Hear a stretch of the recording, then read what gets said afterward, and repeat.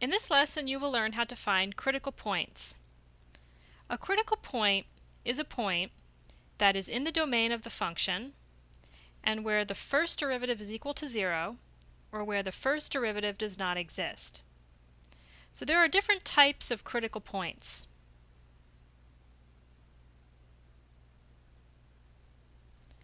The first type of critical point is when you have a relative extrema that is a relative maximum point. And on these three graphs, the points A, C, and E are our maximum points. This is point A, this is point C, and this is point E. So these are all high points of each of the graphs. The second type of relative extrema is a relative minimum, which are the low points of a graph. So points B, D, and F.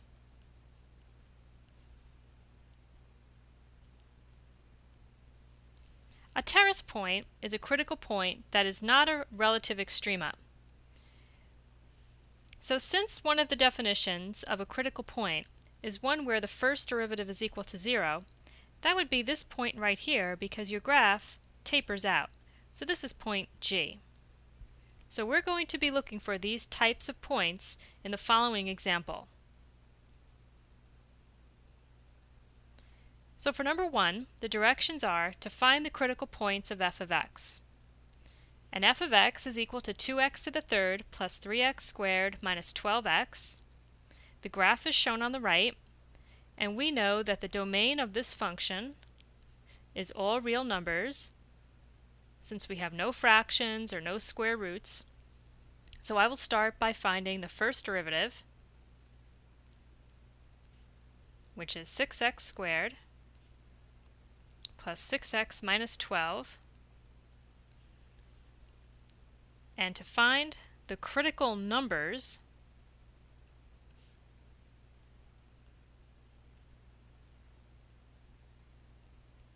I take the first derivative and I set it equal to 0.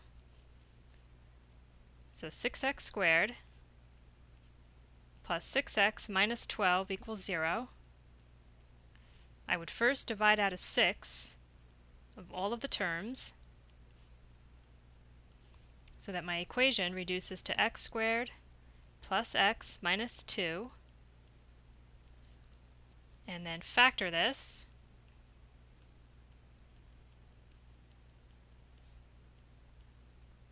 And when I set these factors equal to 0,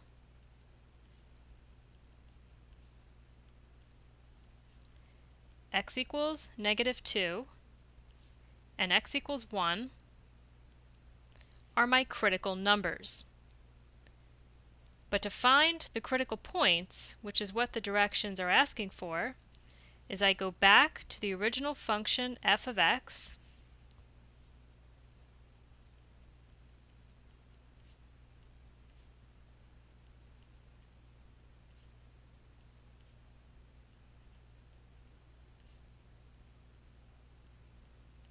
and I find f of -2, and then I'll find f of 1. So I take each of my critical numbers and substitute them into the original function to find the y-coordinates that correspond to each critical number.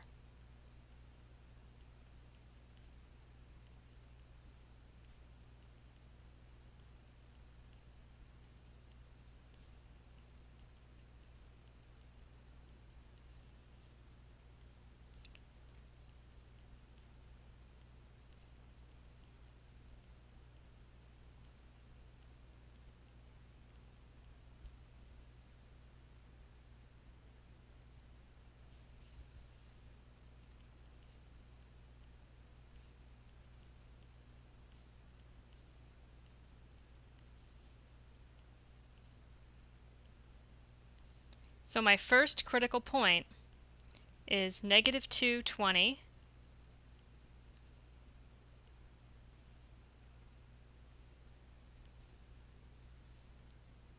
and by my graph I can see that it's this point here. My next critical number was x equals 1, So I take f of x and substitute 1 in for x.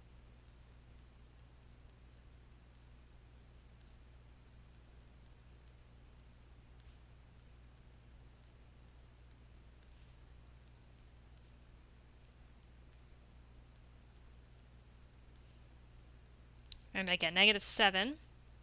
So my second critical point is 1, negative 7.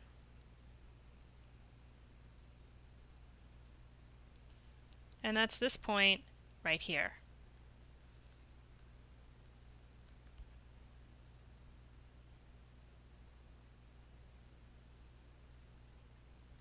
For part B, f of x equals the quantity of x squared minus 4 to the 2/3.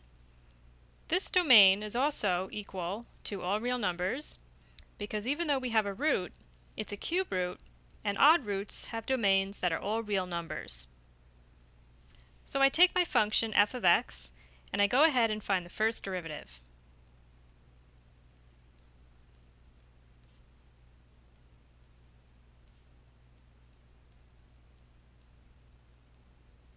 So 2/3 minus 1 is negative 1/3, and then I multiply it by 2x for the chain rule, and then I can rewrite this function as 4x over 3 times the cube root of x squared minus 4. And now to find the critical numbers, I will have two types of critical numbers this time, because when I found the first derivative, I ended up with a fraction. So the first type of critical number is when f prime of x is equal to 0, and the second type of critical number is when f prime of x does not exist. So f prime of x is equal to 0 when the numerator equals 0, so I will take 4x and set it equal to 0, and f prime of x does not exist when the denominator equals 0.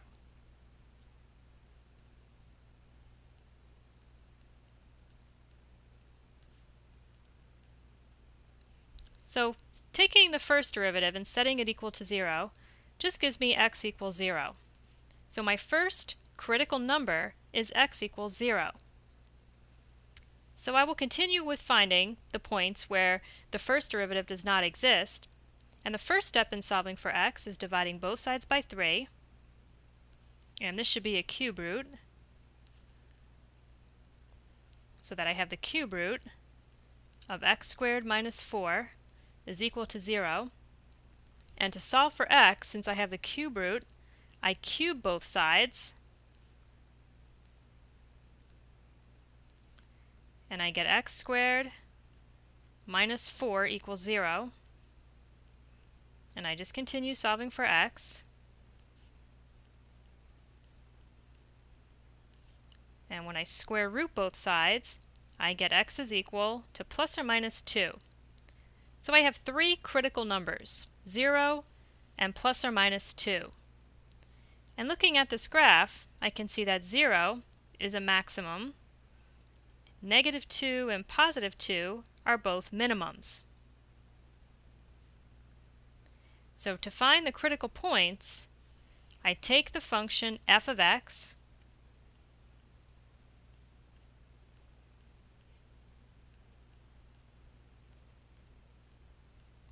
and raise it to the 2/3, and I take 0 and I substitute it in for x,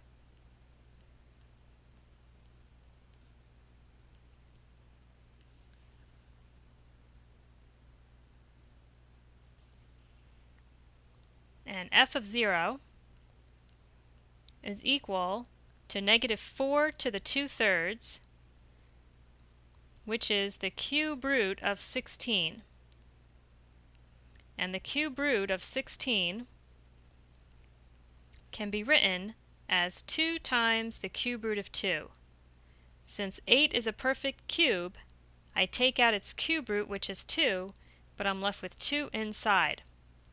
So my first critical point is 0, 2 times the cube root of 2,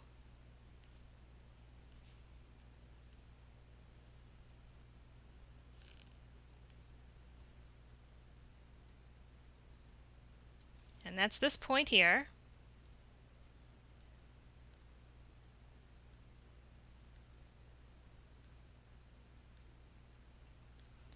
And then my other two critical numbers were plus or minus 2. So it doesn't matter which point I take and substitute it into the original function, because the original function has an x squared. So when I take f of 2,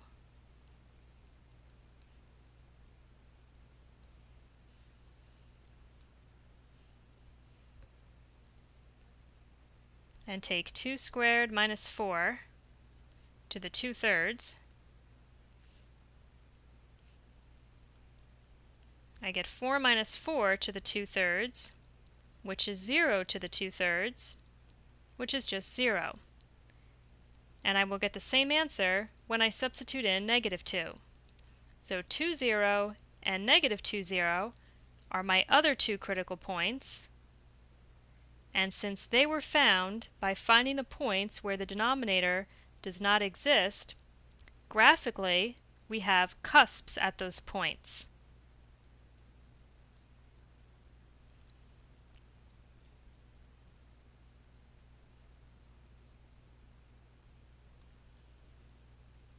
For part C, f of x equals x plus 1 over x. In this function, before I take the first derivative, I just want to identify that the domain x cannot equal 0 because the denominator would be undefined, and graphically you can see that we have a vertical asymptote at x equals 0. So before I take the first derivative, one more thing that I want to do is I want to rewrite f of x as x plus x to the negative 1. This way I don't have to use the quotient rule. And so f prime of x is equal to 1 minus 1x to the negative 2, which is 1 minus 1 over x squared. And if I combine my fractions, I have x squared minus 1 over x squared. So whenever you take the first derivative, and to find the critical numbers, is you want to have all of your terms as one fraction. So this one again will have two types of critical numbers. You'll be finding the critical numbers for when the first derivative is equal to 0, and then you will be finding the critical numbers for when the first derivative does not exist. The first derivative is equal to 0 when the numerator is equal to 0, and the first derivative does not exist when the denominator is set equal to 0. So if I take the first derivative and set it equal to 0, I get x squared is equal to 1, square root both sides, and my critical numbers are plus or minus 1.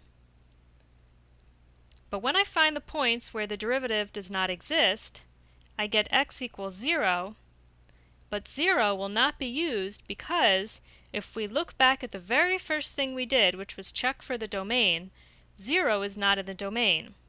So therefore, this x equals 0 is not a critical number because it is not in the original function's domain. So to find the critical points, I just want to find f of negative 1 and f of 1 by substituting them into the original function,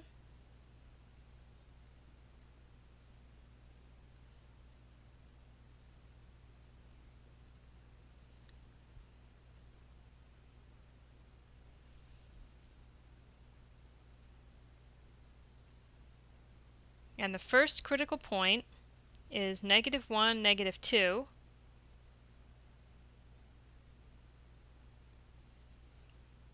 Then I take f of 1.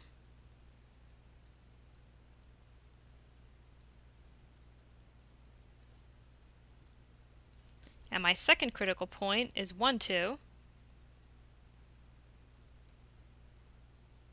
And by looking at the graph, those points look correct. And both of these points have horizontal tangents, and it makes sense because they were found by setting the numerator of the first derivative equal to 0.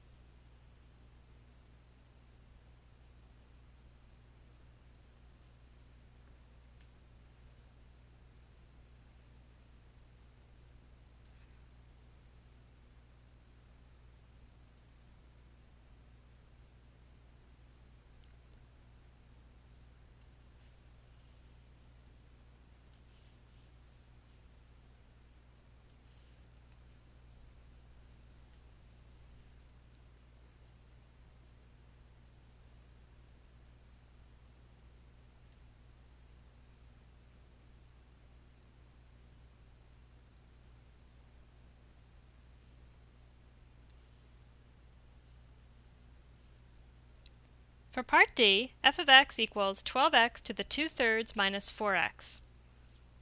So once again, the first thing I find is the domain, and the domain is all real numbers, because I don't have a fraction or an even root, and so I can go ahead and find the first derivative. So I have 12 times 2/3, and then 2/3 minus 1 is negative 1/3. So 12 times 2/3 is 24/3, which reduces to 8 over the cube root of x minus 4. And then you have to rewrite that so that the first derivative is one fraction. So we have 8 minus 4 times the cube root of x over the cube root of x. And now that the first derivative is written as one fraction, to find the critical numbers, I take the first derivative, set it equal to 0, and then I find when the first derivative does not exist,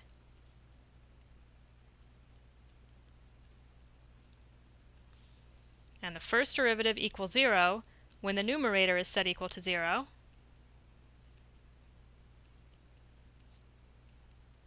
and the first derivative does not exist when the denominator is set equal to 0.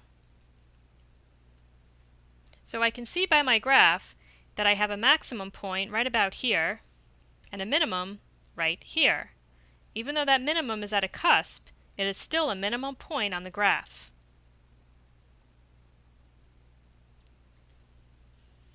So to solve for x, I will start by adding 4 times the cube root of x to the right so that I can make it positive.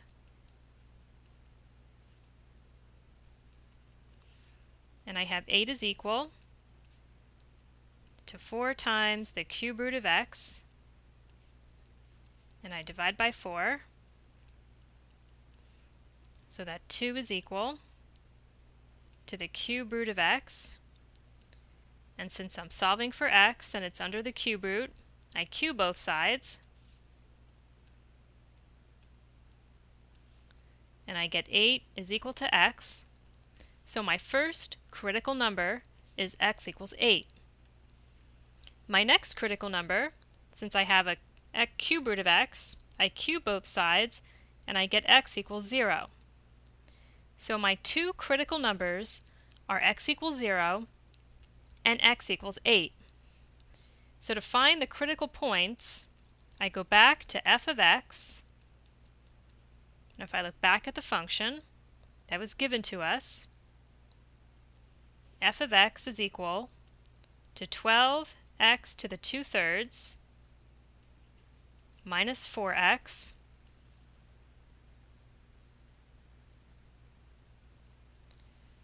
So I start with the first critical number, which is 8, and substitute it into the function so that I can find the y-coordinate that goes with it, and that will be my critical point.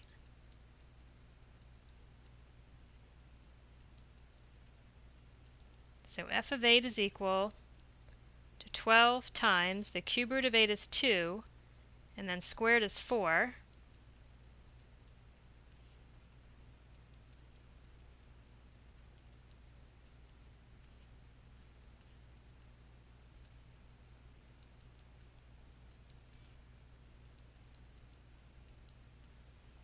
So my first critical point is 816, and my second critical point, f of 0, will be a lot easier to find.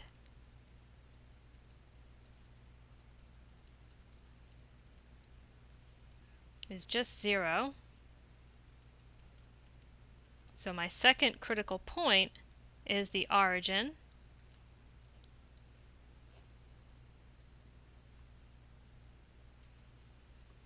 So 816 was found by setting the numerator equal to 0, which makes sense because we have a horizontal tangent, and 0, 0 was found by setting the denominator equal to 0, which makes sense that we have a cusp because cusps do not have derivatives since their tangent is a vertical line, and vertical lines have an undefined slope.